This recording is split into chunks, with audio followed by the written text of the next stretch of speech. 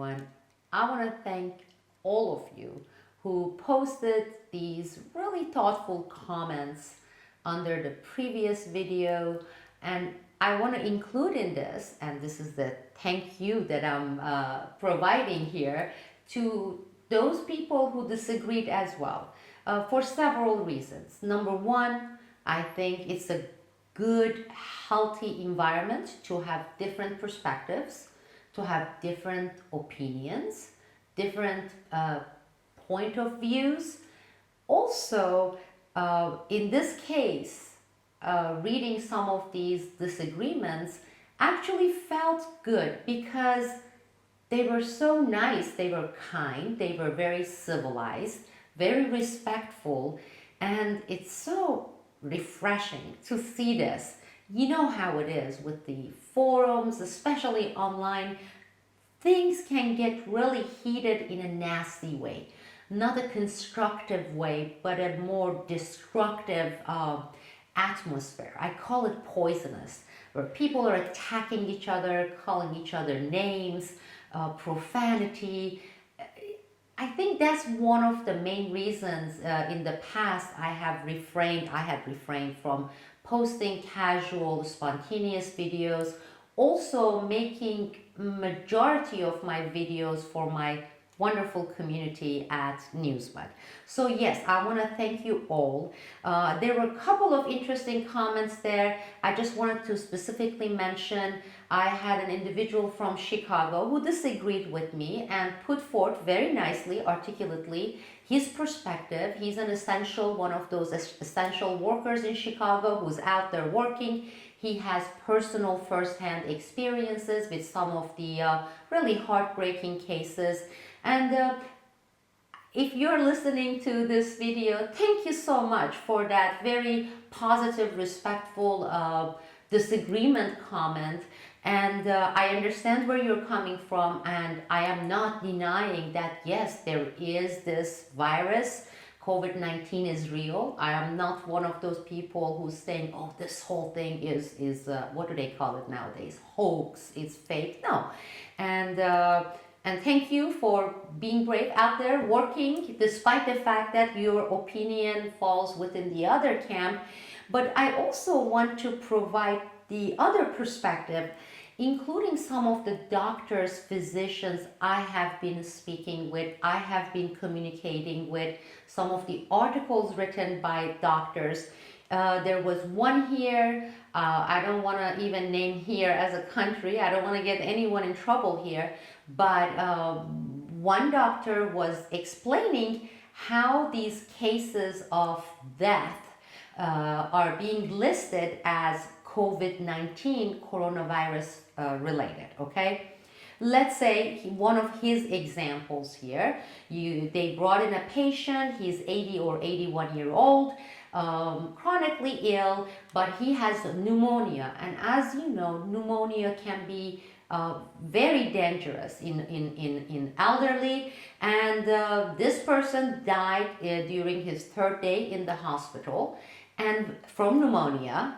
While he was having pneumonia, he went to the hospital because of the pneumonia, and they did a test, also blood test, and they found that he was positive for coronavirus, COVID-19.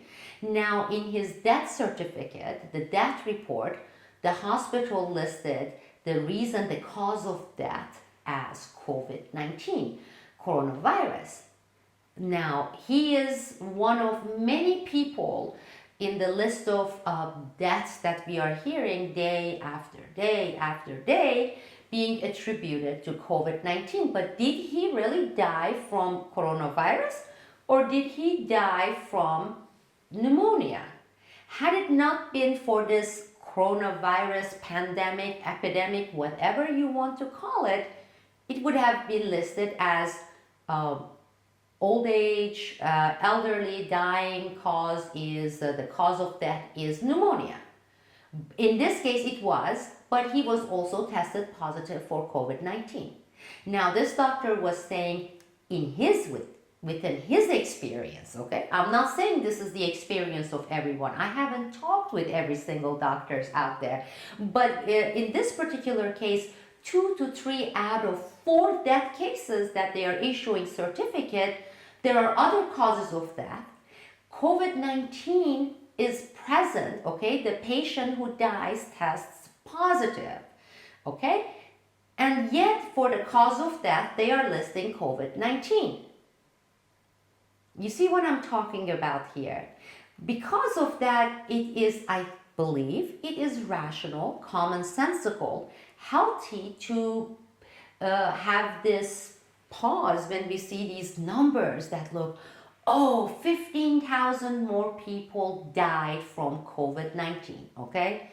Well, how many percent of those would have died from the either the pneumonia or the autoimmune disease that they had and it was flaring up, let's say lupus?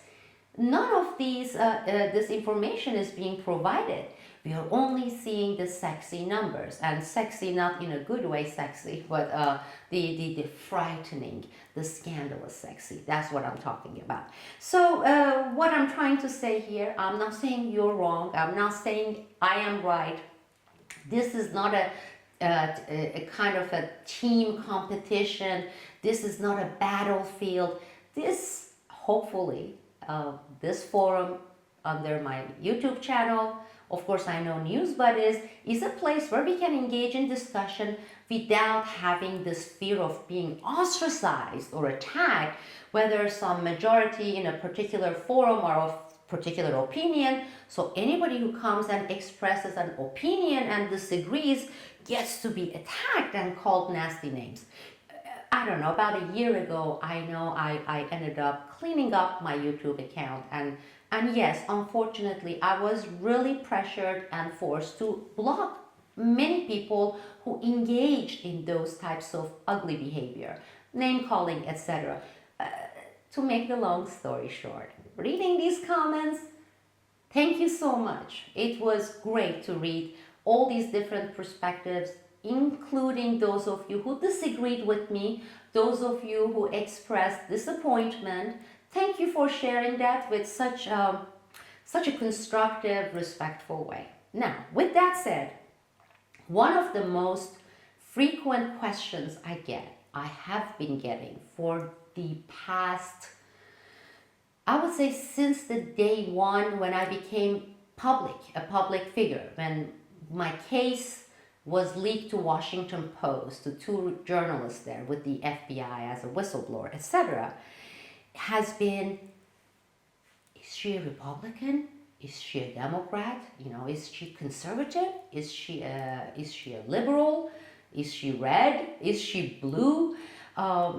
Since my case took place during a Republican administration, this was the Bush administration, there were people even within Congress who were kind of trying to figure out, is this some kind of a trap set up against the Bush administration, the Republicans?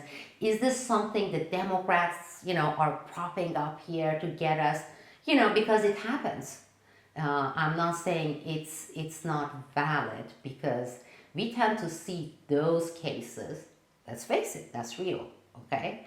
It happens, it has been happening. Unfortunate that whistleblowing and the whistleblowers are being used that way, or propped that way, or kind of tilted that way for it to be a pawn in a battle between one party against another.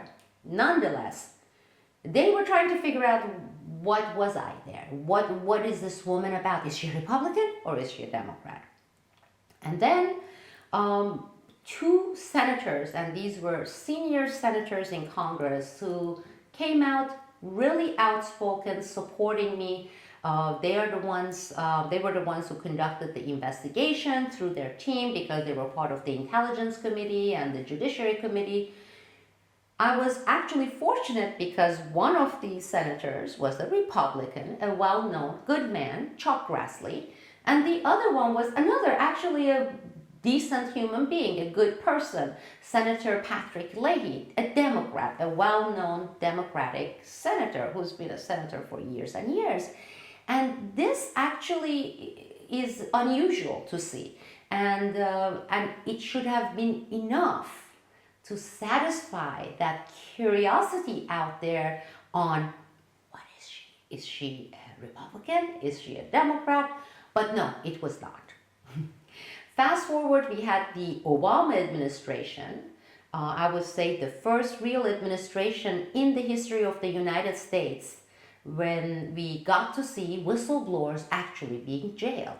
As bad as those Bush Cheney people were during my whistleblowing journey, the early stage, nobody was jailed, whistleblowers.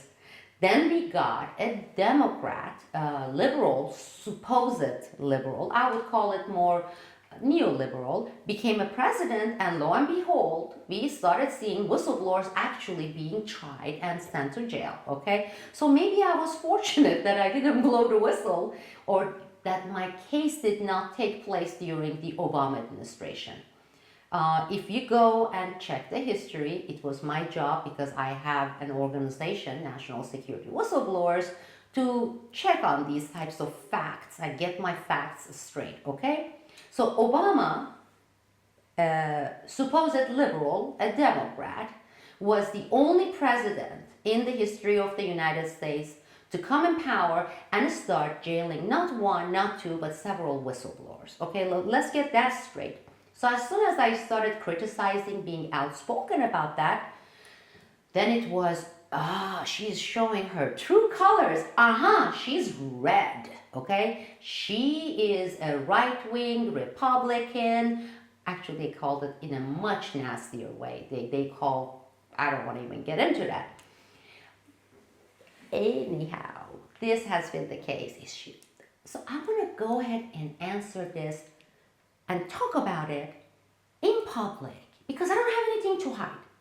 Look, if I am a Republican or a Democrat, why would I not come out and say, look, I subscribe to this party, I follow this party, I'm registered with this party, I believe this party totally represents me, okay? I would have done that. I am neither. Then again, I'm maybe both. I'm not red, I'm not blue. I am what my little girl, my daughter at the age 2-3, used to call poi poi, okay? That was purple. Whenever you ask her, what is your favorite color? She would say, poi poi. Well, I am poi poi, okay? I'm purple. I'm this mixture of red, blue, and anything in between. Now, does that mean I'm wishy-washy? I don't think you would absolutely even doubt for a second that I am not a person who would ever be wishy-washy. I'm pretty straightforward. I'm adamant when it comes to my principles, to my belief system. I am bold about them. Sometimes it may come across as hard or tough, but this is who I am, okay? I won't shy away from things, and I'm not wishy-washy. But when I look at myself, my views, my opinions, my belief systems, I'm a mixture of several political parties, at least in theory, philosophies, okay? And without being wishy-washy, I'm not like this centrist. In fact, I'm maybe, by many people's standards, I may be a radical. I don't consider radical being a bad thing, What if I'm not saying I am, but what if you're a radically good person? You believe in goodness. What if you're a radically altruistic person? Is that a bad thing, really? So it depends on what kind of a radical you are, okay? Not talking about point of view, because everybody's entitled. Everybody's entitled to have their perspective, their beliefs, their fate, okay? These are the things that each individual is free to have, and I believe each individual should proudly express if he or she wishes to express, without having to worry about political correctness or what is popular here, what is not popular. So no, I'm not wishy-washy. If I were to give examples, I don't know, it's hard, because look, I'm still not prepared. I don't have my notes. I will, maybe if I have some time, I will mention the kind of state of life we have here currently, not only we have lockdowns, but we have these curfews. So in my family here, my daughter, she can't even set foot outside the door, not even one step, because anybody under 20 years old cannot get out of the house. My husband is on the other bracket. He's over 65. People over 65 cannot set foot outside the house. So he has been locked down literally for 47 days now, okay? So I have to take care of a lot of things, juggle a lot of things, because I'm the one in the middle age, right? Right there. I'm the only one in my household, in my family, allowed, permitted to go out there and get a loaf of bread. So, anyhow, I don't have notes, so this is spontaneous. Forgive me if I kind of get sidetracked sometimes. I promise you, I bring you back to where I was, because even when I take sidetracks, usually those side roads that I take, they are related. If you're patient enough, or maybe a little patient, you will see that I will bring you back to what I was talking about to begin with. I'm trying to think of examples. I am anti too many government red tapes, especially with the federal government, okay? But on the other hand, I am not in some other, some people may call it extreme. Now, those people may get offended, but extreme saying there shouldn't be any red tapes, because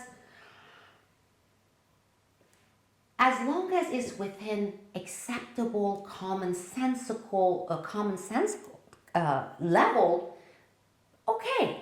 We need to have some framework, some rules, because to assume that people are really good and on their own, if they are left alone, they would abide by this goodness. They won't be taking advantage of other people. They won't be ripping off other people. They won't destroy the environment. That would be extremely naive. In some of my discussions with some friends who are identifying themselves as anarchists, I say, well, I know, I love those notions, as long as you live in a society of all saints. It will work. Because let's get real. Greed is a sin as well. Greed is real, okay? Greed is real, and it's part of many people's nature. And it can get triggered and it can get maximized if given an opportunity or given the opportunity.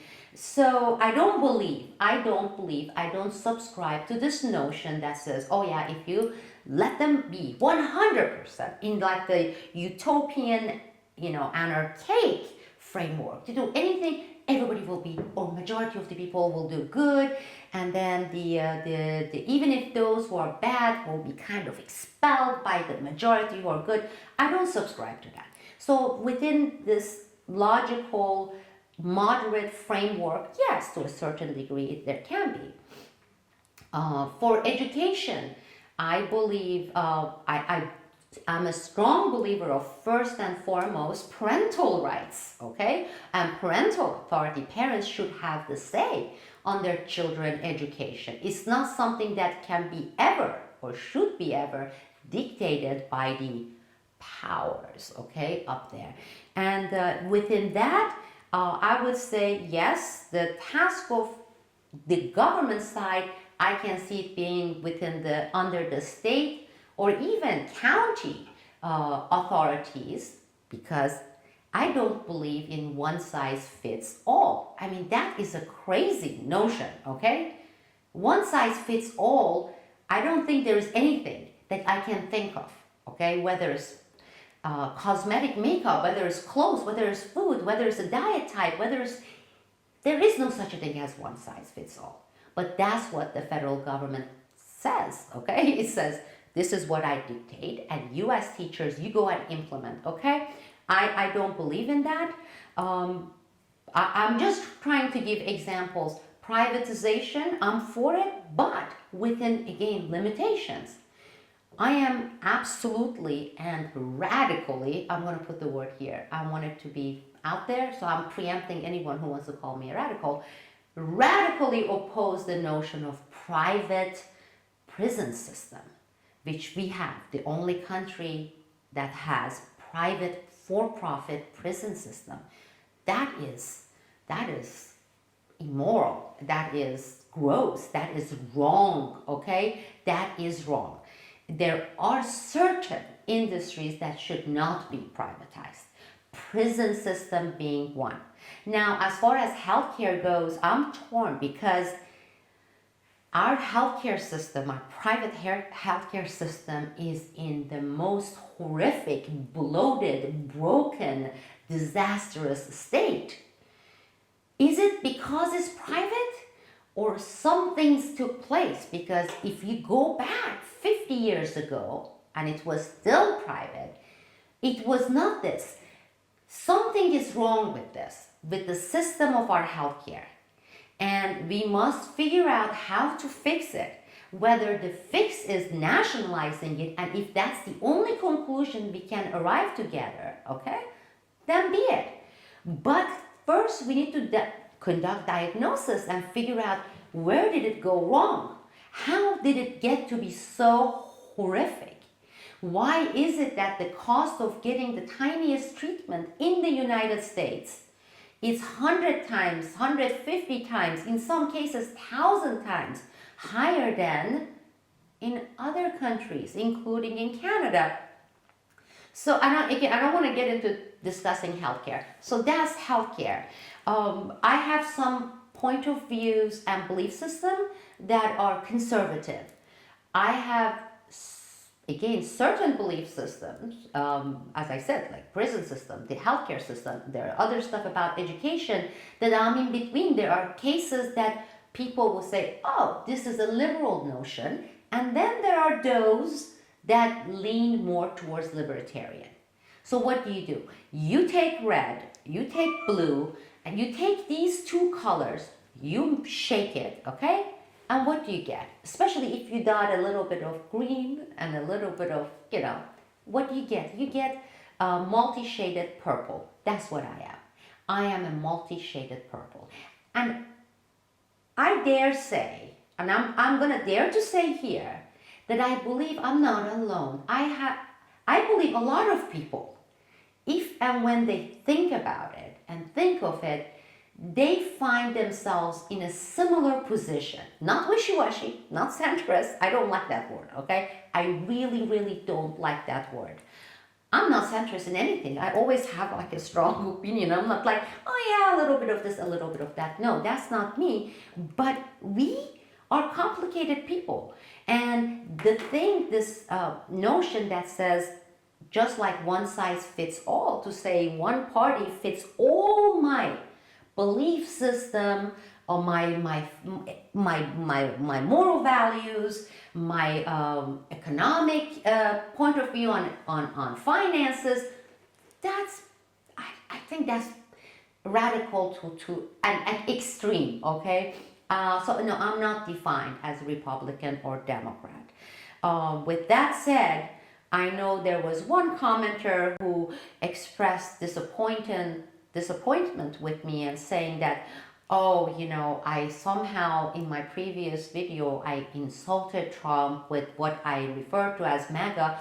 I believe he totally misunderstood me, but he was very nice again. He said he forgives me. I'm not seeking forgiveness, but again, he did it very respectfully, very nicely. It was sweet, but I believe it was misguided. I'm not there to insult a president being anti this or anti that, okay? I don't believe the changes we are looking at or looking for, we are seeking all together, okay? I don't believe the objectives, the goals that many of us have is doable, implementable because of one president here, or maybe two presidents back to back. I think part of that is this illusion that you have this leader, and that leader, theoretically he is, okay? Theoretically they all are. I mean, in theory, on the paper, that they can do a lot of things. But in Washington, it doesn't work that way. It hasn't worked that way. I'm going to simplify it here. there are those very, very few interests that overrides hundreds of millions of people's interests. And wheels turn according to those interests, and it's not the president in general behind the wheel. It's not one person behind the wheel. Now, theoretically, yes, a president can do this, and if he really wants it, and frankly, he may want that. But it hasn't worked that way. It's not the reality of it. Same thing with Congress, to say we, the people, have our representatives in the United States Congress. They're in Washington, D.C. I tried to do things. I was there for several years, almost on a daily basis. I saw what happened when signatures came, hundreds of thousands, requesting their congressman to do something, people. And I know how they went to the trash, the waste basket. Boom, just like that. Without even looking at the number that is 100,000. Popularity, yes, they want, and they know how to give lip service, and we know how to fake and feign that we are convinced, even though deep inside, we are not. We know that it's all BS. I mean, among ourselves, when we talk, what do we say? What do you expect? Politicians, they are scumbags, they are this, they are that. Anyhow, see, I got sidetracked. What I'm trying to say is, I'm not there to attack Trump. I was not attacking Obama when I was writing all these articles in 2009, 2010.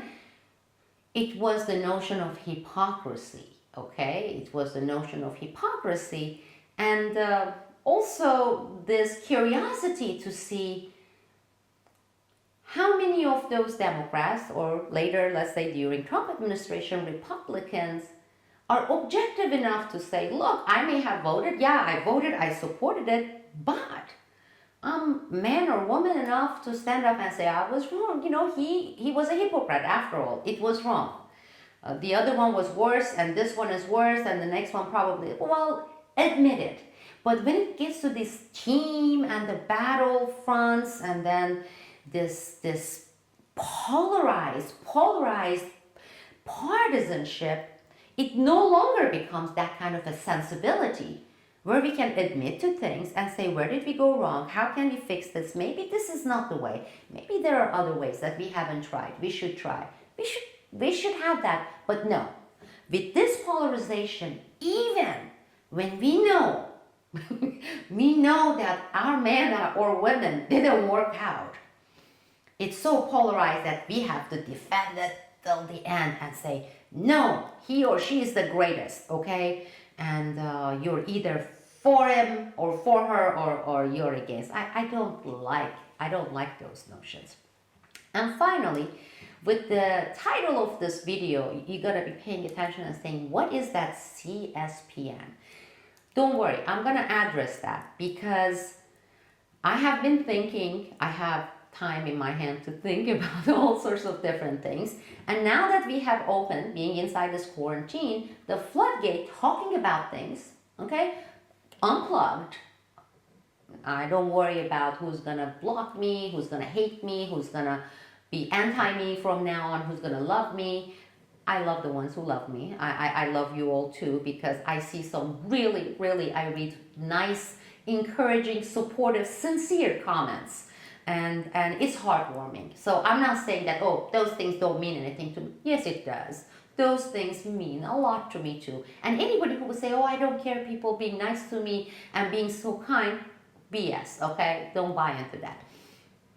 But to talk about some of the more macro view things and without the gobbledygook.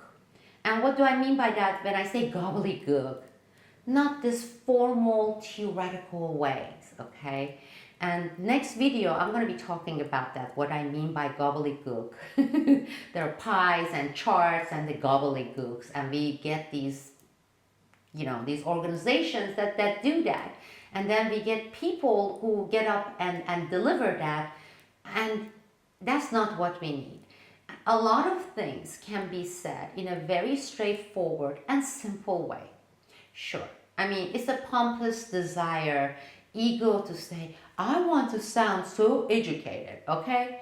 I can sit here and I can do that. You know why? Because I collected 5, 6 degrees, master's degrees, multiple bachelor degrees from anyhow. I did, and I learned the lingo and I aced them. I got 4.0 GPA, okay? I'm not showing it off because a lot of it is BS. The reason I did it, because I know what you're thinking. You're saying, if there are all these gobbledygooks, why did you do it? I did it. So that gives me a better position and gives me the right to come and say how much of gobbledygooks they are. Because if you don't, when you don't, let's say you're out of high school and you stay, a lot of gobbledygook things happening, okay, in the colleges and universities. I'm not talking about mostly science, engineering. I'm talking about social sciences, economic models, political science. You know, you go there, it's indoctrination. And it's all comes from like the same factory. There's a lot of brainwashing. And most importantly, there is this overt, it's not covert, there is this overt attempt to remove common sense from individuals' thought process. And it's intentional, okay? It's like programming. We like to program you within this neoliberal framework. Like robots, like the computer, like that desktop you have. You know, you do the software.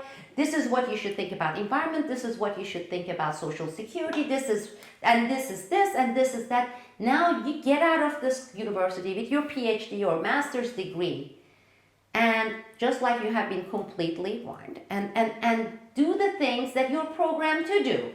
Don't ever critically think. Don't ever question these things. Okay, because these things are like the holy grail of survival, because these things are the only way. Okay? Therefore, to go back to what I was saying, I got it so I could come having it. If you don't have those degrees, if you haven't gone through the system, which I have, I went to the best universities, George Washington universities, got the master, I went to Oxford, I got my financial institution, IMF, World Bank, all of the certifications, so that they won't say, what do you know? You don't know. Of course, those people who don't have it, you know, you guys, Sibel, you uneducated redneck, blah, blah, blah, and you don't know what you're talking about. You're saying it's because you never did those stuff.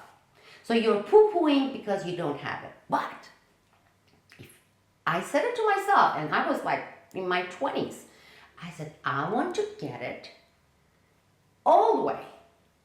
And then go and say it. That how much of this programming is the programming to further us, take us away, further away from common sense, logical thinking, rational thinking, critical thinking, real critical thinking, because they are geared to do just that, to take away that ability and replace it with the program of these little neoliberal minions walking around parroting things. And if I were to question them, if really grill them, question them, they would like whistle, because they don't know why they're babbling what they're babbling. They really don't. They are just repeating the program. The program says, look, this is the only way, government says so. And if you disagree with that, that means you're a racist. Now you say, make the correlation, okay? There is this thing called Logic 101. How does this have to do with this? They would fizzle right there. They would say, I'm not going to talk to you. You must be racist asking me this question. These are the things I'm talking about. This programming that these theories, everything pump into them, and they do that. Now, I can come out here and tell you, let's talk about the egalitarian notion of agrarian society under the Keynesian model of economy within the new paradigm shift, okay? Do you like that? Are you impressed? I don't have any notes in front of me, and I can talk to you about this mumbo-jumbo gobbledygook. It's gonna be impressive. There are some idiots who say, wow, she's so educated. Look, I mean, I have to go and look up dictionary and try to find these words. What do they mean? When the actual reaction with commonsensical people is, shut up. What the heck are you talking about? In my next video, I want to talk to you about that because there are so many organizations, political, that supposedly are there to challenge this status quo with some of the liberties and things. And then there are these foundations and wealthy individuals who are pouring hundreds of millions of dollars every year in grants to these organizations, right? But you know what they do? They are in this gobbledygook business. They set up these offices. They get a bunch of PhD people and fellas, right? And they make these gobbledygook charts and pies and graphs and take 9 months to issue some reports that only other gobbledygookers read, okay? The PhD fellas, etc. And then they send a copy of it to those grant givers and say, we were busy.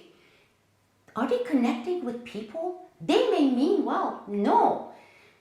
Can they even put it in some kind of a coherent, simple, commonsensical discussion so that, yes, maybe we can help bring about some changes?